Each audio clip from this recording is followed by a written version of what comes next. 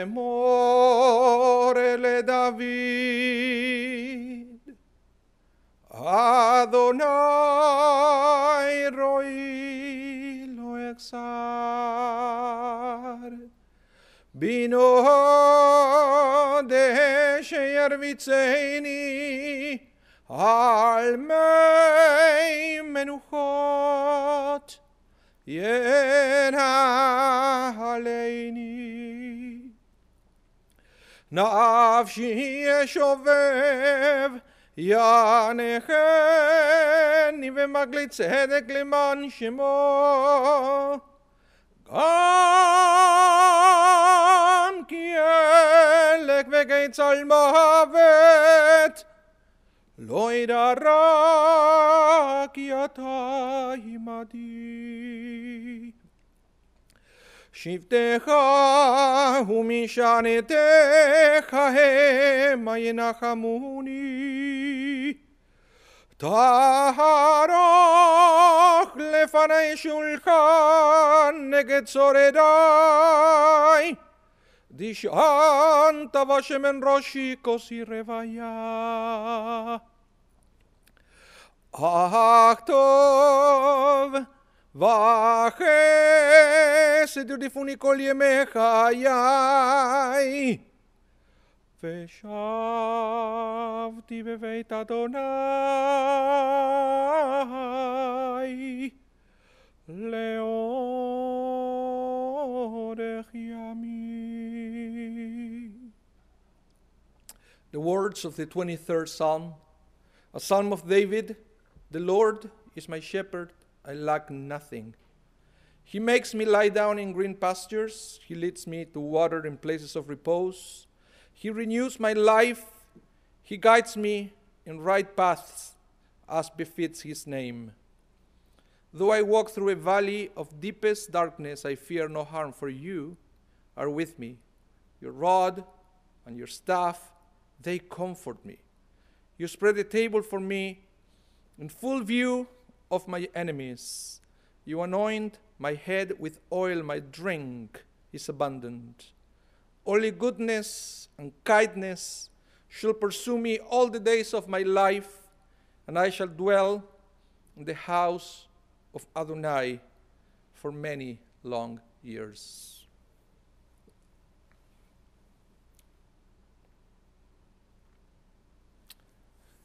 So we all gather here this afternoon, sadly, to say goodbye to Edith Gardner, of blessed memory, who was known to the Jewish people as Yehudit bat Avrum Vedoba, Zichrona Livracha, the daughter of Avrum and Dova Raver of blessed memory, the wife of the late Maurice Gardner of blessed memory, the sister of Sonny Raver and Gloria Polsky of blessed memory, the mother of Maureen and Jeremy Gordon, Jack Gardner, and Harriet and Sid Rosenbaum, the grandmother of Mira, Ethan, David, Jessica, and Sophie, and the great-grandmother of Sally, Ben, Aliyah, Veda, and Hadley. Edith died on Friday, January 4th, at the age of 92. I would like to share with you a story that I actually shared already with Edith's family when we got together to talk about the life of Edith, for me to have a better idea of her life, her achievements, her virtues, her values. And one of the things that I got out of that meeting was that she had a strong will, let's put it that way. And immediately reminded me to a story from the Torah. You see, we read in the Torah, in Numbers chapter 13 and 14, the story of the 12 spies that Moses sent to scout the promised land. So Moses sent the spies, one representative from each of the 12 tribes of Israel, to scout the land and report on its terrain and its inhabitants. 40 days later, the spies returned. bearing samples of the land's huge and delicious fruit with the following report, and I quote, "We came to the land that you have sent us, and indeed it flows with milk and honey. This is its fruit. However, the people who dwell in the land are strong, and the cities are fortified and very great. We also saw giants there. The Amalekites dwell in the Negev, the Hittites, the Jebusites, and the Amorites in the hills, and the Canaanites at the sea and on the banks of the Jordan. We cannot go up against these people, for they are mightier than we." The report caused the nation to lose faith in their ability to conquer the Holy Land, despite God's promises. But, and this is my point, two faithful people, Caleb ben Jephunneh and Joshua ben Nun, two of the 12 spies, did not agree with them. They could have followed the majority and agreed to go back to Egypt, but instead, they spoke out loudly and positively against the negative report of the 10. Their different report was not popular, and their words were received with a cold attitude. How much courage did it take for them to stand up and speak out their minds when everyone around them didn't want to hear what they had to say? It can be difficult when we find ourselves with a different point of view from that of a larger group. But our tradition, our Torah, teaches us that the majority opinion is not the only one that matters. In fact, in the Talmud, when there are complex debates that finally resolve, the text goes to great length to document the dissenting parties and their minority opinion as well. It can take a lot of strength to stand up for what you believe in, but it is important not to simply follow the trend. In fact, the Torah continues by letting us know that the only two people from that generation who were blessed with a ticket to the promised land were Joshua and Caleb, the two who were not afraid to speak up. Today, we are saying goodbye to Edith Gardner, a woman who, like Caleb and Joshua, always spoke her mind without hesitation. That made Edith genuine, no phoniness, no pretending, a formidable woman. In times where everybody is expected to be politically correct, she was not afraid to let everybody know her opinion. And I believe that Edith's honesty got her a ticket to her promised land, to the Olam Haba, the world to come. Edith was also a family person. The family are the people who accept us for who we are, who will do anything to see us smile, and who love us no matter what. The family is one and only place where life begins and love never ends.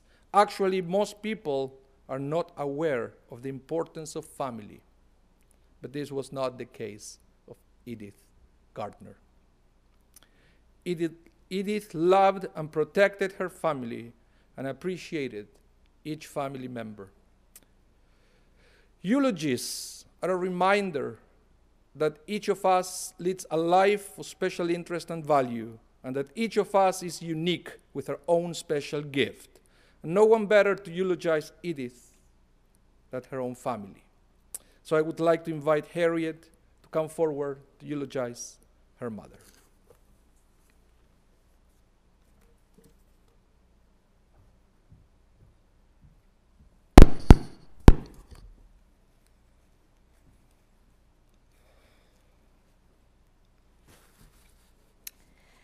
As I look around this room and see all these familiar faces who have come to pay tribute to my mother, I realize that one of the pitfalls of living to 92 years old is that you outlive many of your friends and family.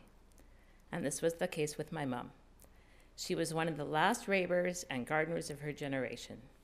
She was predeceased by her parents, Doba and Avram Raber, her siblings, Gloria Polsky and Sonny Raber, nephews Norman, Sheldon, and David, niece Ellen, daughter-in-law Shirley, and as well her husband of almost 60 years, Morris. Mom missed her good friends, Ruthie Ostrov and Gertie Toll, but she was a loyal and steady friend. She was generous and reliable. I would have liked to look out today and see all her mahjong ladies and her bowling buddies. She had such a great time with all those people. Mom was born and raised in Winnipeg. She attended the I.L. Peretz Volksschule, St. John's Tech, and United College. She was an excellent student who skipped a grade in elementary school. She was very short, so skipping a grade wasn't always the best thing, being the smallest in the class. She sat in the front row and was always teacher's pet. Mom was a patron of the arts. She loved going to the opera, symphony, and theater, and she tried to instill that love in us. We all took piano lessons, whether we liked it or not. Mom also loved to read and continued to do so as long as her eyesight and her concentration would allow. But she wasn't just a patron of the arts. She was also a big football fan. My parents had season tickets for the Blue Bombers and claimed that my sister was almost born at a playoff game. And as passionate as she was for the love of the Bombers, she was just as passionate as her distaste for the Montreal Alouettes. I could still hear her yelling at the TV to put him on his pants. She hated Anthony Calvillo. My mom and dad had created a loving and nurturing, safe environment for us. And even though they didn't always agree with some of our choices, they always supported our decisions. Education was very important to our parents and strived to instill that in every facet of our lives. Mom and Dad had an ongoing gin rummy game after dinner. We suspect that Mom let Dad win maybe 1 out of 10 games. When we sold the house last year, we actually found the piece of paper with the running tally of all the games and about 50 decks of cards. I hope they are playing cards together now, and she is probably still winning. And people have asked me if it's too difficult to deliver my own mother's eulogy. And I will tell you, first of all, that it's an honor to pay my respects to my mom. But one of my mom's many tributes was her strength of character and her determination, and I get those traits from her. My mom was intelligent and very good with numbers. She had an excellent memory and was inexhaustible. You could not win an argument with her. She was a woman of conviction. If she had a cause that she believed in, there was no derailing her off that cause. She maintained that the teacher was always right, which often made me crazy. She was logical, methodical, and a great organizer. If something had to be planned, she would want to start so far in advance before it had to be done. She was tolerant and intolerant at the same time. One of her pet peeves was when a waitress tried to pass off a can of Pepsi as Coke. As kids, we quickly learned to intervene at this juncture. Last week when she was struggling, I asked her if she wanted a Coke, and she said yes. I walked to the vending machines to get her one, and there was only Pepsi in the machine. I stood in front of that machine for 10 minutes, not knowing what to do. She was extremely family-oriented. She was very proud of the fact that she stayed home to raise her children. She was very involved at the Peretz School, which we all attended. This wasn't a good thing for my brother, who had the fear of God in him that my mom would come to the school for a meeting, and he would be found in the hall, kicked out of class. His only saving grace was that the janitor, Mr. Smith, was there to hide him in the broom closet when he saw my mom coming. There wasn't anything she wouldn't do for her children, but she raised us to be independent and responsible. There was a fine line between helping out and being overindulging. She was an involved and dedicated Baba. My children loved going there, and she would babysit them, and it was a difficult task to get them to leave. When Jessie was mad at me, she threatened to call my mom and tell on me, or just wanted to go live there.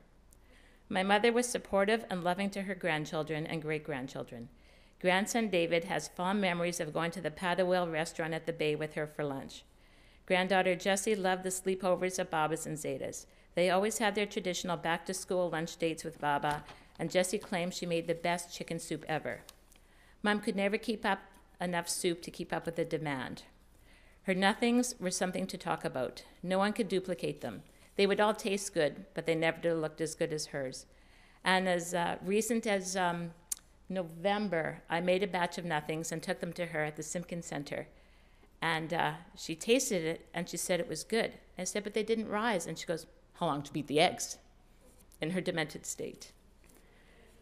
When Malky went back to school with a 1-year-old and a 3-year-old at home, my mom was very helpful schlepping them to Mums and Two's classes and taking them out to lunch. But Mom was also a very devoted daughter. And right after dropping the kids off at home, she would run to their sharing home to check on her mother before going to work. Every time her father would call for anything, she would run there, sometimes daily or twice daily. Granddaughter Mira also has fond memories of sleepover at Baba's, curling up with her in bed and eating popcorn and watching Johnny Carson. She remembers going for lunch with Baba to Mr. Green Jeans and going to Eden's to get a new shirt. More recently, when Baba didn't make Friday night suppers anymore, Mira recalls going to the Cannon Inns for supper with Baba. Granddaughter Sophie has fond memories of coming to Baba's house and heading straight down to the famous toy room. Grandson Ethan remembers her genuine happy smile that would radiate from ear to ear when she was proud or full of joy. An example of this, when she held her great-grandchildren as babies, or when the great-grandchildren walk up to the door on Coralberry Avenue on Shabbat. That smile gave you a feeling of being loved. And I always got that smile from my mom, except in the last few weeks.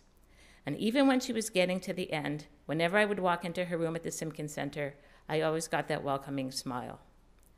And I'm sure Jack always got that smile whenever he would come in from Vancouver. She lived for his visits, and even though I teased Mom that there was never any food in the fridge unless Jackie was coming into town, we know that she loved him. In 1976, Mom started working at Namat Pioneer Women, where she met some amazing women. One of these women that she could not stop talking about was Manya Steele. Mom talked about Manya all the time. In fact, Manya was actually a great aunt to David's girlfriend, Mira. We will have fond memories of living at 50 Coralberry. We had great times at our Hamantaschen making parties, and even though she made the ugliest Hamantaschen, they were delicious.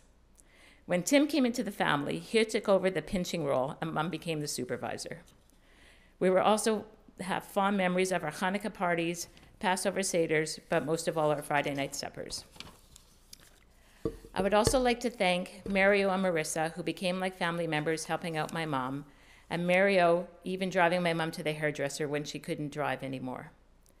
And also a big thank you goes to Ida, who was a wonderful companion to Mom when Mom didn't even want a wonderful companion.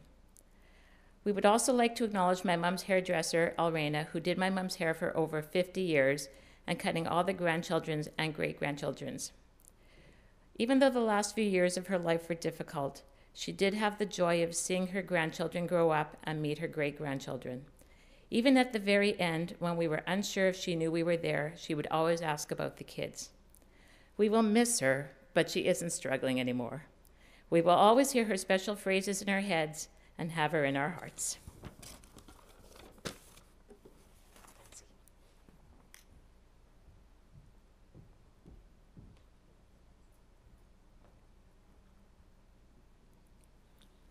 Thank you, Harriet, for sharing those memories with all of us.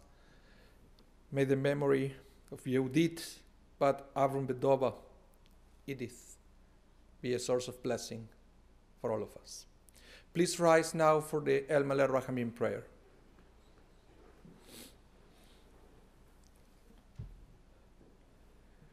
El Maleh Rachamim Shochem Bameroimim Ametze Menucha Nechona Tachat Kanfei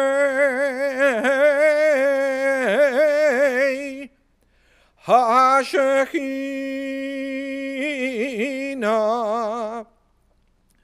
V'ma'alot kedoshim, kedoshim uteorim,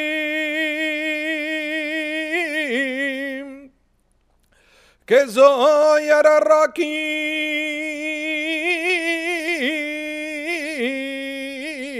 amazirim,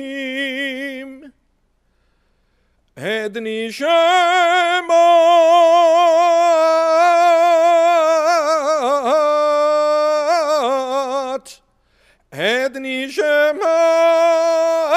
בת יהודית, בת אברום ודובה, שעליך לעולמה. בעבור שאנו מתפללים, ועד הצקדת נשמת בגן עדן,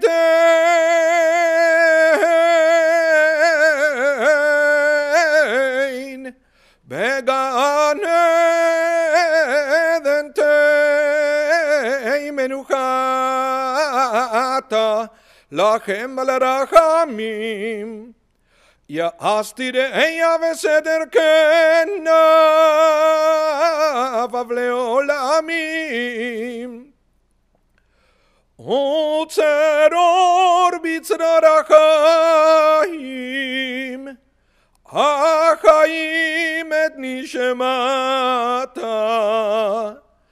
אדוני הוא נחלתה, ותנוח ושלום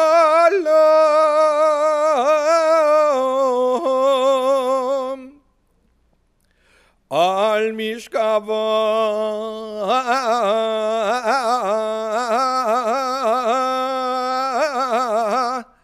ונאמר Amen.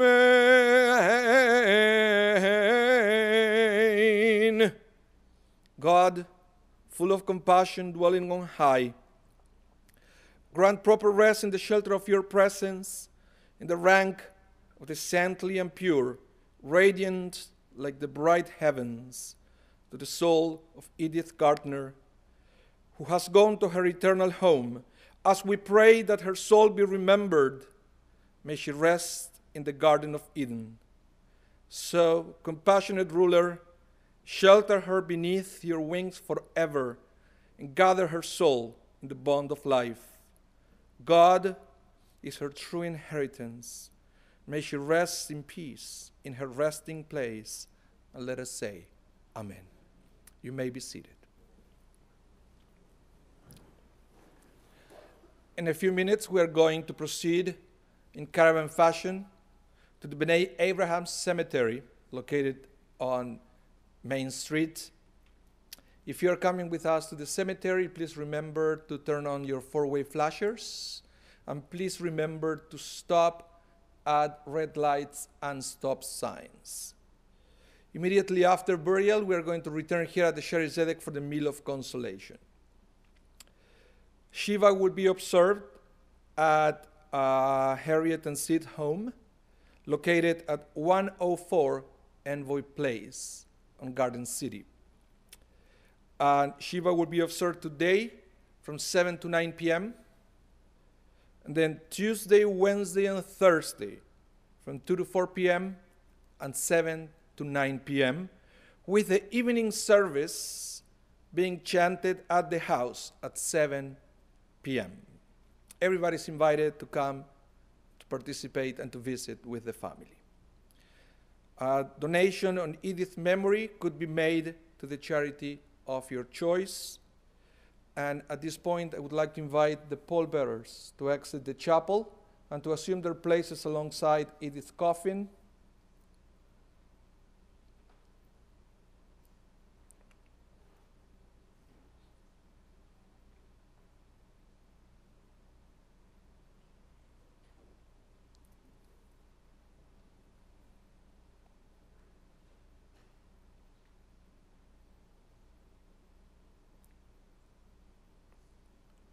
And I would like to invite the immediate family to access the chapel and to proceed to your transportations now.